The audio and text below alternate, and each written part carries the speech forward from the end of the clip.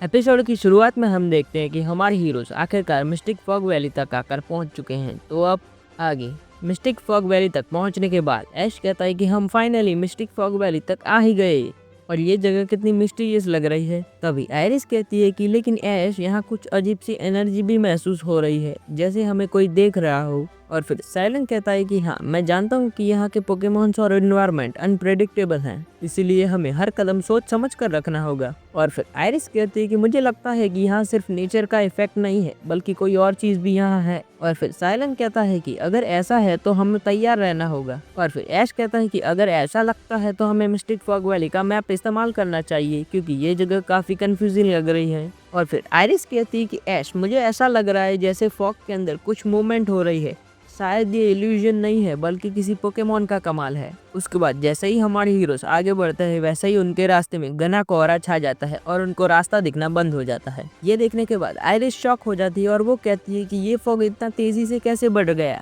क्योंकि ये तो अननेचुरल लग रहा है। लेकिन फिर ऐश कहता है कि मुझे तो कुछ भी दिखाई नहीं दे रहा। साइलेंट, तुम्हें कोई आइडिया है? और साइलेंट कहता है कि शायद ये इल्यूजन है या फिर किसी पोकेमॉन का अटैक, हमें और अलर्ट रहना होगा। तभी एक तेज हवा का झोंका हमारे हीरोज को आकर लगता है और तभी हमारी हीरोज के सामने एक शैडो आकर रुक जाती है। और तभी वो शैडो कहती है कि तुम लोग यहाँ क्या कर रहे हो? मिस्टिक फॉग वैली सिर्फ पावरफुल पोकेमॉन ट्रेनर्स के लिए ही है। ये सब सुनने के बाद ऐश कहता है कि क्या, कौन हो तुम? और फिर आयरिस कहती है कि ये कोई गार्डियन जैसा लग रहा है, शायद ये इसीलिए हमें आगे बढ़ने से रोक रहा है। ये सुनने के बाद ऐश कहता है कि अगर ऐसा है तो मुझे अपनी स्ट्रेंथ दिखानी होगी। लेकिन फिर ऐश कहता है कि मैं ऐश कैचम हूँ पैलेट टाउन से, मैं यहाँ स्टार लीग के फाइनल जिम बैटल के लिए जा रहा हूँ। और तभी वो शैडो कहती है कि फाइनल जिम बैटल, तुम पावरफुल लग रहे हो, पर देखते हैं कि क्या तुम सच में एक स्ट्रॉन्ग ट्रेनर हो। उसके बाद ऐश कहता है कि मतलब क्या तुम सच में मुझे एक बैटल के लिए चैलेंज कर रहे हो?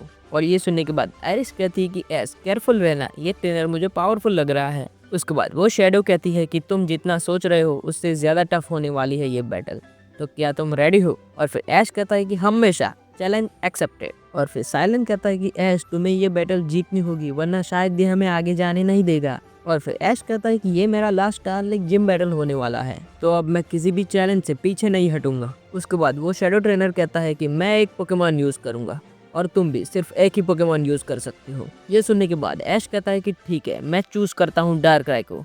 और वो ट्रेनर कहता है कि डार्कराई, इंटरेस्टिंग चॉइस, लेकिन देखता हूँ कि तुम इसे कैसे कंट्रोल करते हो। उसके बाद वो शैडो ट्रेनर एक पोकेबॉल उछालता है और उसके अंदर से एक पावरफुल पोकेमॉन सामने आता है, जो था एक टोगेकिस। और फिर ऐश कहता है कि टोगेकिस ये एक फेरी और फ्लाइंग टाइप पोकेमॉन है, ये डार्कराई के अगेंस्ट टफ होगा, लेकिन मैं हार नहीं मानूंगा। और फिर आयरिस कहती है कि ये बैटल तो काफी ज्यादा चैलेंजिंग होने वाली है। लेकिन फिर साइलेंट कहता है कि टोगेकिस की एबिलिटी और फेरी टाइप्स मूव डार्कराई के अगेंस्ट टफ चैलेंज होगा, इसीलिए ऐश को एक स्मार्ट स्ट्रेटेजी का यूज करना होगा। उसके बाद डार्कराई और टोगेकिस के बीच बैटल शुरू होती है और तभी वो शैडो ट्रेनर कहता है कि टोगेकिस, एयर स्लैश का इस्तेमाल करो।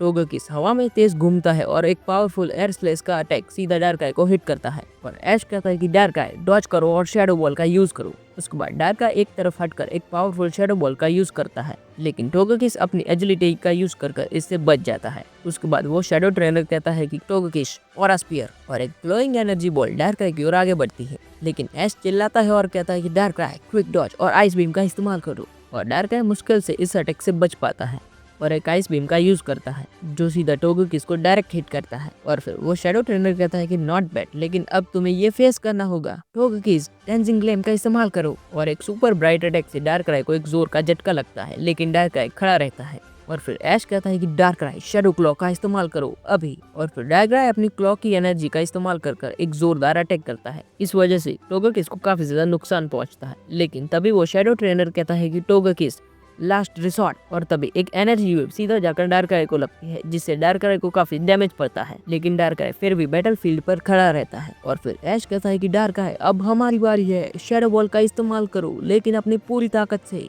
उसके बाद डार्कराई अपनी पूरी ताकत लगाकर एक शैडो बॉल का इस्तेमाल करता है और ये अटैक इतना ज्यादा स्ट्रॉन्ग होता है कि टोगेकिस को हिट करते ही वो बैटलफील्ड पर गिर जाती है। और ये देखकर वो शैडो ट्रेनर शॉक हो जाता है और वो कहता है कि क्या? टोगेकिस, वापस उठने की कोशिश करो। लेकिन टोगेकिस खड़ी होने की कोशिश करती है, मगर वो थोड़ी देर के बाद फेंट हो जाती है और वो ये बैटल हार जाती है। और फिर वो शैडो ट्रेनर कहता है कि ये बैटल तुम जीत गए ऐश, वाकई में तुम सच में एक पावरफुल ट्रेनर हो। और फिर ऐश कहता है कि थैंक्स, लेकिन मुझे अब भी और स्ट्रॉन्ग बनना है। और हाँ, अब हमें काफ़ी ज़्यादा देर हो रही है, इसलिए हमें क्लेयर के जिम तक पहुंचना होगा। तो अब हम अगले एपिसोड में देखेंगे कि ऐश और उसके दोस्त क्या क्लेयर के जिम तक पहुंच पाते हैं या नहीं। तो जानने के लिए अगला एपिसोड ज़रूर से देखना। तो आज के लिए इतना ही, मिलते हैं अगली वीडियो में, तब तक के लिए गुड बाय।